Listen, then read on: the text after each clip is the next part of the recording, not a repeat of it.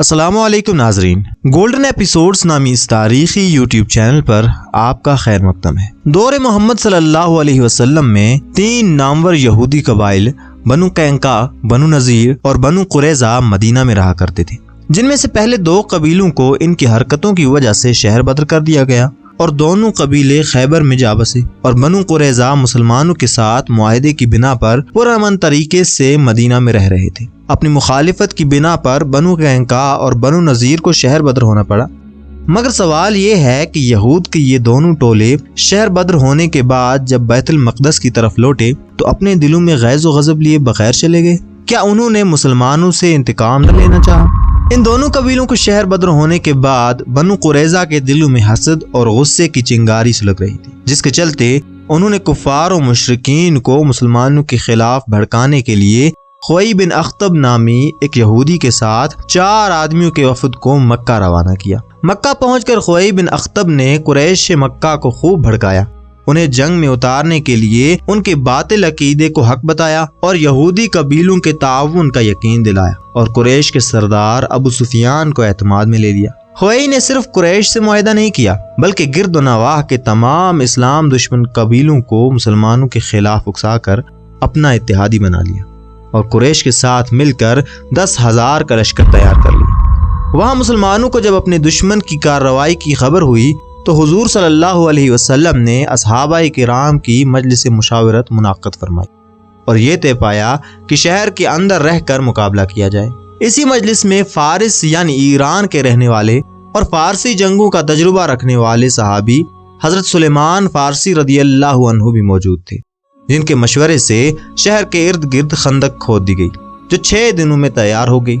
مسلمانوں نے بچوں اور خواتین کو حویلیوں میں یکجا کر دیا اور مسلمان جو تعداد میں صرف 3,000 تھے خود سے تقریباً 3 گنا زیادہ فوج کا انتظار کرنے لگے۔ جب مکہ کا لشکر مدینہ پہنچا اور ابو سفیان نے جب دیکھا کہ شہر کے ارد گرد ایک چوڑی خندق ہے تو غصے اور پریشانی کے عالم میں بول اٹھا کہ خدا کی قسم یہ عربوں کے لڑنے کا طریقہ نہیں۔ دراصل عرب خندق سے واقف نہ تھے، جس کی وجہ سے قریش اور ان کے اتحادی قبائل حیران تھے۔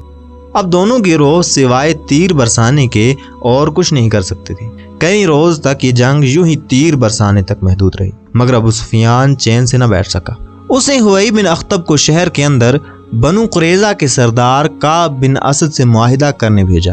اور آخر ان کے ساتھ مل کر یہ منصوبہ بنایا کہ بنو قریظہ کسی رات کو مسلمانوں پر حملہ کر دیں گے، مسلمانوں کی نظر خندق سے ہٹ جائے گی اور لشکر خندق عبور کر لے گا۔ اسی دوران بنو قریظہ کے کسی یہودی نے مسلمانوں کا دھیان بھٹکانے کے لیے عورتوں اور بچوں والے گھروں میں بھگدڑ مچانے کی کوشش کی، مگر حضور صلی اللہ علیہ وسلم کی پھوپھی صفیہ رضی اللہ عنہا نے اسے جہنم واصل کر دیا۔ حضور صلی اللہ علیہ وسلم کو جو پہلے ہی بنو قریظہ کی عہد شکنی کا علم رکھتے تھے، جب اس واقعے کا علم ہوا تو انہیں یقین ہو گیا کہ بنو قریظہ نے معاہدہ توڑ دیا ہے۔ باقی کے دن خاموشی سے کٹے، مگر خالد اور اکرمہ خاموش نہیں رہ سکتے تھے۔ خالد نے مسلمانوں کے مورچے کے مقابل میں ایک جگہ دیکھ لی تھی جہاں سے خندق کی گہرائی اور چوڑائی کم تھی، وہاں سے گھوڑے لے جائے جا سکتے تھے، بس ضرورت شہ سوار کی تھی۔ خالد نے یہ جگہ اکرمہ کو دکھائی اور وہ خندق پار کرنے کے لیے تیار ہو گئے۔ اکرمہ نے پہلے اپنے ساتھ چند گھڑ سوار لے جانے کا مشورہ دیا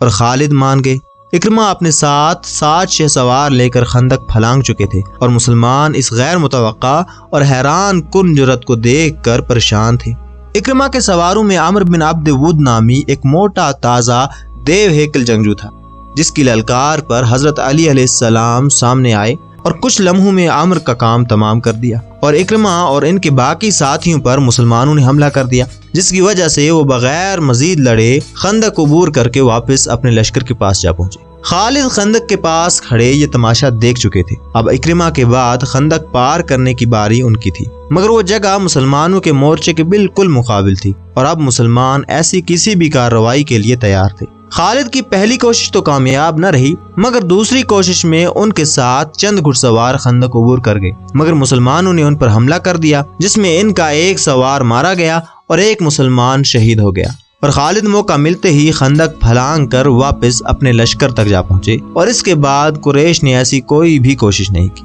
غالباً 18 مارچ 627 عیسوی بروز منگل کو مدینہ کی فضا میں آندھی آئی جس نے قریش اور اس کے متحدہ قبیلوں کے خیمے اڑا دی۔ قریش کا سردار ابو سفیان پہلے ہی ہار مان چکا تھا اور اب اس آندھی نے اسے بھاگنے کا موقع فراہم کر دیا، اور ابو سفیان ایک اونٹنی پر سوار ہو کر اپنے لشکر کو واپس جانے کے لیے پکارنے لگا۔ لشکر جو پہلے ہی بددل ہو چکا تھا اپنے سپہ سالار کی پکار سنتے ہی دوڑ پڑا، اور خالد کو بھی مجبوراً اپنے لشکر کے ساتھ لوٹنا پڑا۔ خالد اور عمرو بن العاص مسلمانوں کے تعاقب کا خیال رکھتے ہوئے اپنے لشکر کے پیچھے پیچھے جا رہے تھے، مگر مسلمانوں کو آندھی چھٹ جانے کے بعد یہ معلوم ہوا کہ قریش کا لشکر کئی دنوں کا محاصرہ اٹھا کر بھاگ چکا ہے۔